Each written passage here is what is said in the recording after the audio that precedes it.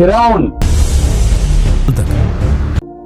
হাজারো বছর পর্যন্ত পুরো মিশরে শাসন করেছেন, কিন্তু এবারে মুসলমানদের খলিফা হযরত উমর বিন খাত্তাবের নেতৃত্বে ফিরাউনের এই মিশর চিরজীবনের জন্য ছিনিয়ে নেবার পরিকল্পনা করছেন।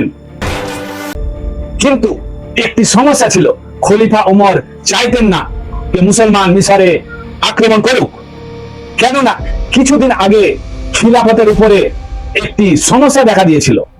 এক তাবুন নামক মহামারী এসে 25,000 সৈন্য শহীদ হয়ে যায়। শুধু তাই নয়, এই মহামারীতে বড় বড় সেনাপ্রধানেরও মৃত্যু হয়।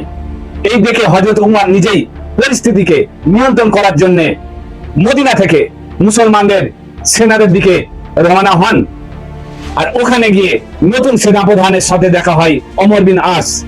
ওমর বিন আস বললেন, আমাদেরকে যত শীঘ্রই হবে ওই ফিরাউনের দেশ মিশরের দিকে এগোতে হবে। হযরত উমর বললেন, এ কি করে সম্ভব?